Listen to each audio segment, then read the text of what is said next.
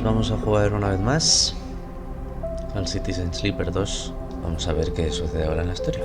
Nos quedamos por el 20º ciclo. Vamos allá. Vale, a ver, hace unos días que no juego. Vamos a intentar recordar.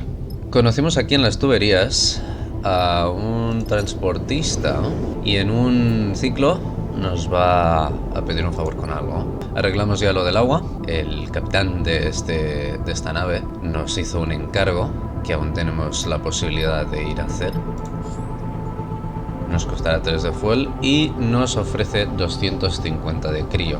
Sospecho que esa agua puede interesar a alguien más, pero lo descubriremos pronto.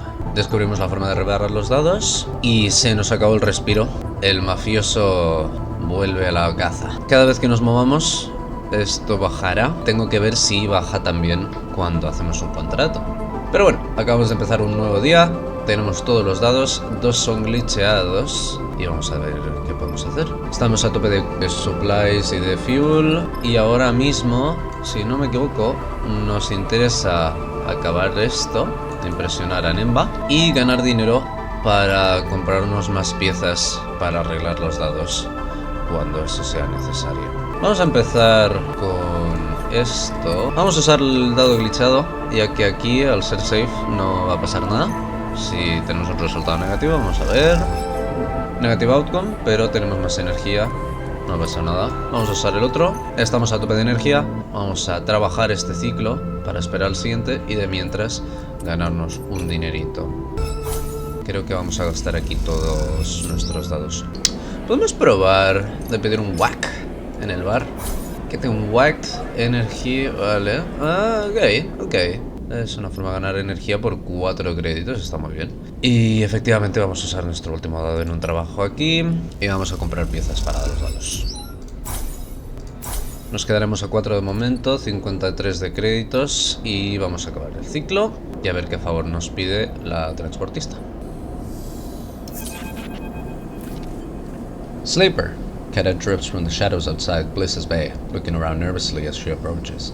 Her face is pale and deathly serious. Are you okay? She doesn't seem to hear you, distracted by a group of spacesuits gliding nosily down the passage behind her. She waits until they pass. Someone hits strip line.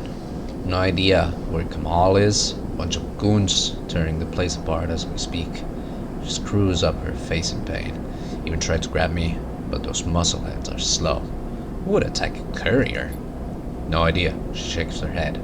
Those were typical rented thugs. Could have been anyone with shit to burn.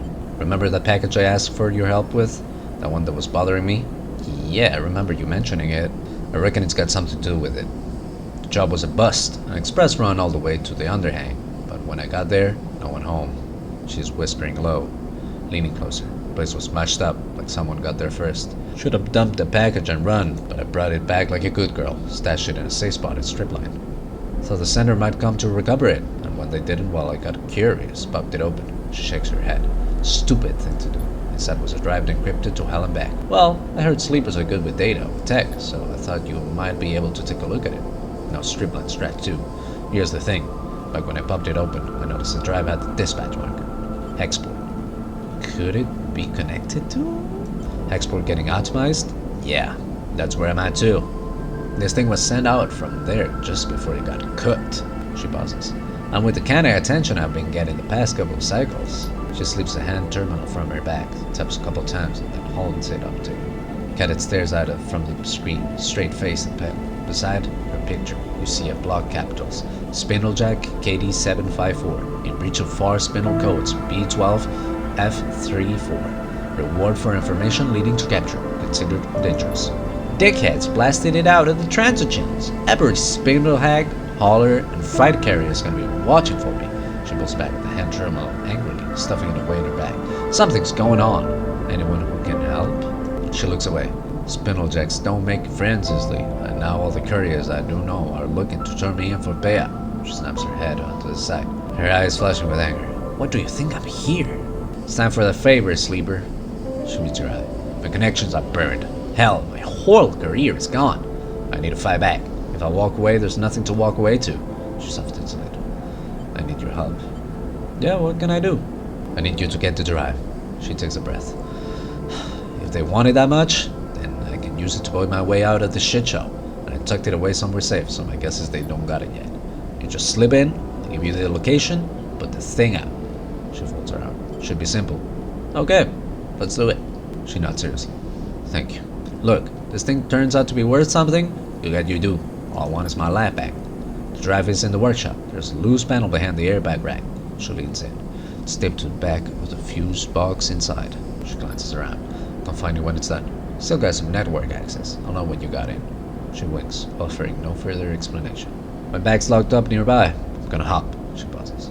Do me this favor, then we're clear. Okay? Stay safe. Do my best, sleeper. She gives you a mock salute. She slips back into the shadows. You know at least what it's like to be on the run, flee for your life. And in that, you feel an empathy, a connection with Cadet. From every other angle, this thing looks like bad news. Perhaps you would steer well clear if it wasn't for one detail that has stuck in your mind. This drive is from Hexport. Is all that enough to send you down the strip light in search of that drive? Only time will tell. Ya te digo yo que sí. Vamos a ver qué pasa. Es una movida esto, ¿eh? Es una movida. Bueno, tenemos engineer, eso está bien. Y tenemos buenos dados. Vamos a probar. Vale, vamos a restaurar un poco de energía. Y parece que hemos impresionado a Nemba. Un momento un poco curioso, pero vamos a ver. Sleeper, Nemba wants to see you. You nod to the other volunteers as you wipe off your hands and clip your cutlery to the magnetic rack. It was a busy shift, and each shift seems busier than the last. That makes sense, of course. You've seen the steady flow of refugees arriving from the inner system, and most of them with barely a chit to their name. As you cross into the kitchen, you can still hear the rumble of the refugees' conversation through the hatch. The other chef leads you to the small office unit at the back of the kitchen. They knock on the door for you, then glide away to finish their own meal, leaving you to wait by it. You look around the small but carefully arranged kitchen as you wait. Your shifts here having left you familiar with the mix of improvised and salvage equipment, some of which you had never seen before you came here. Come in, Slipper. Nemba is perched at a desk, uplit by a small transparent terminal screen, reading glasses perched on the end of his nose.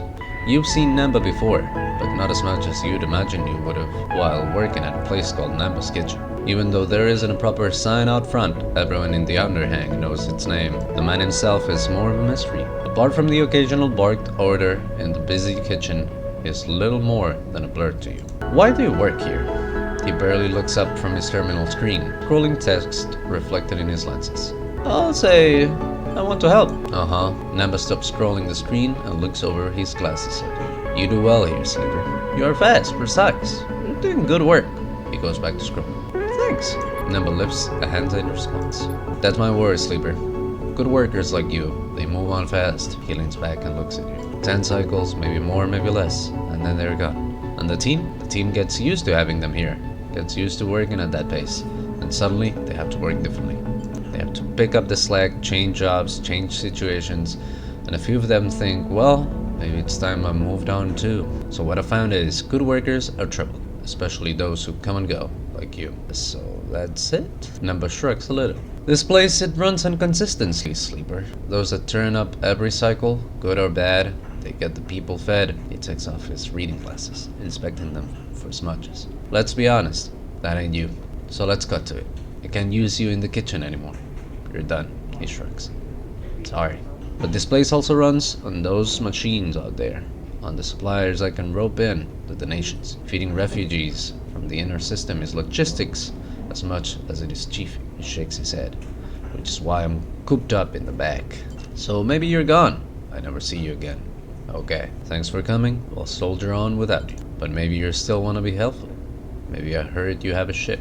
Yeah, maybe I heard you chatting. And maybe I have a little something held up in a place only a ship like yours can reach. I negotiated the purchase of some valuable inner system spores from a group that came from here, but they somehow ended up at a depot in Greenbelt.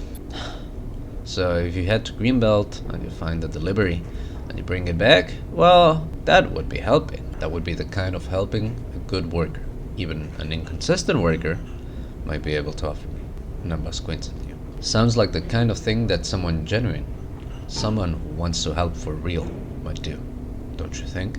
But it also seems like the kind of thing that might sit on a list of priorities for so long it disappears and never gets done. I guess we'll find out which it is.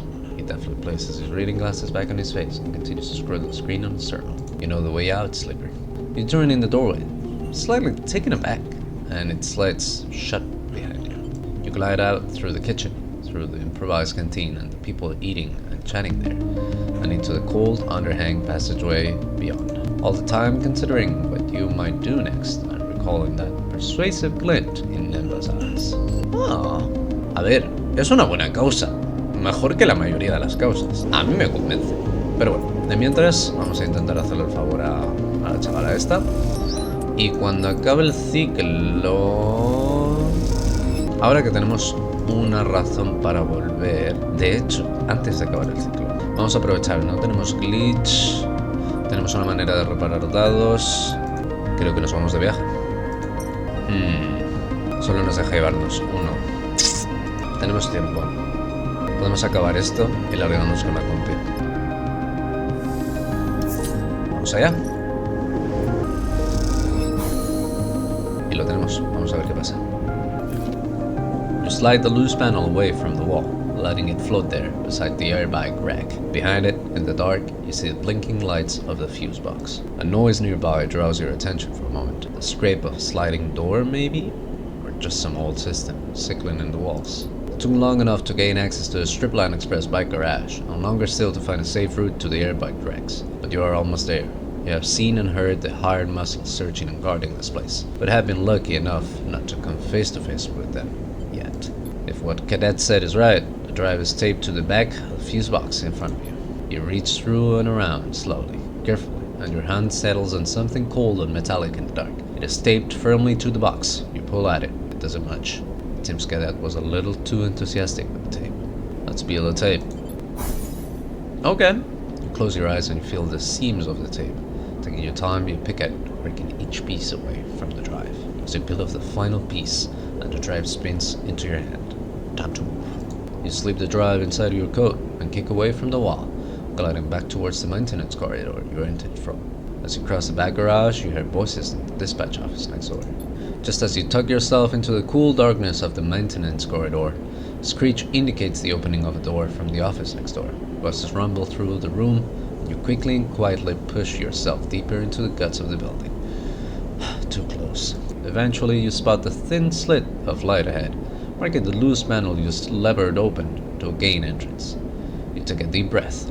Almost there. As you reach the gap, you freeze. Voices rumble from beyond, peering through. You see two figures in dark clothes, searching the chaotic bay behind the strip line. Your eyes are drawn to the dark boxy weapon one holds at their side. Shit, you hiss silently to yourself, your eyes searching for a path through. Let's wait for an opening. Oh. Okay. You wait silent and still, as the figures search, split and drift across the bay. You take a chance, sliding open the panel and slipping behind the scrapping boxes at the edge of the room. You work your way around until you can't get any further.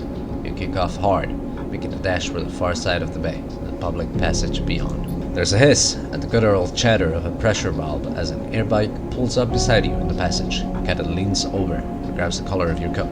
Hop on! In a moment, you are on the back of the airbike, clutching the strap on Cadet's back as she guns it down the passage, your resistance almost ripping you from the thin seat. You lean against her back and let out a sigh, the drive pressing into your ribs beneath your jacket. Whew, you did it. Still alive back there? Cadet voice brings you back from the hypnotic rhythm of the tunnel lights rushing past the airbike. She slows the bike with a rapid series of hisses, and you realize she has brought you back to the passage outside Bliss's Bay.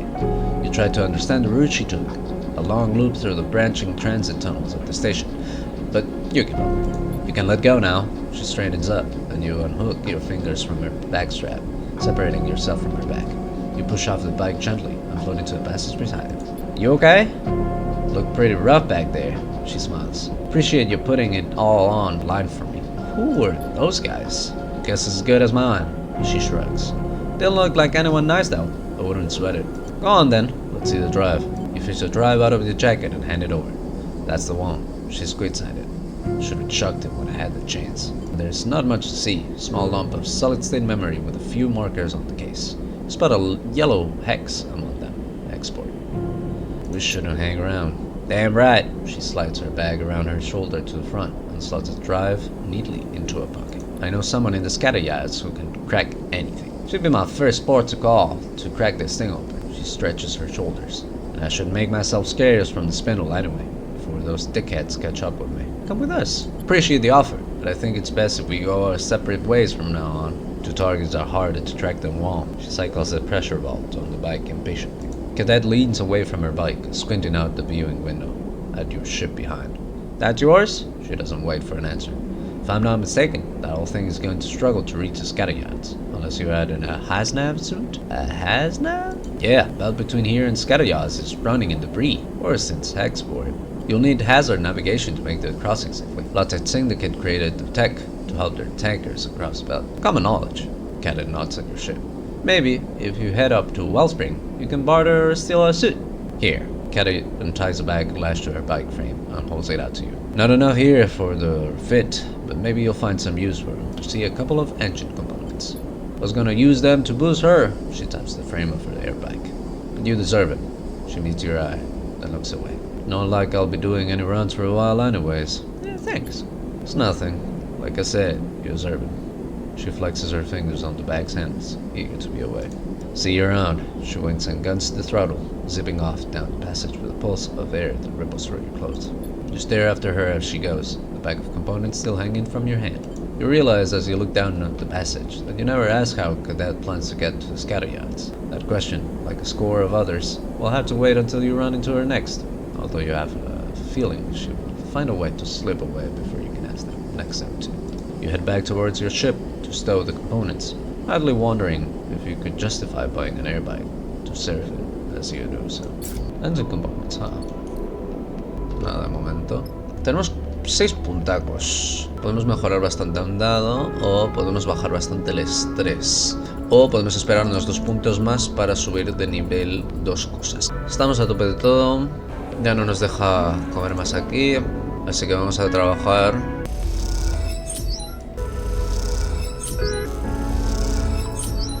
Y ahora con 100 de creo vamos a tomarnos una copita o 2. Y creo que es el momento de hacer un trabajito.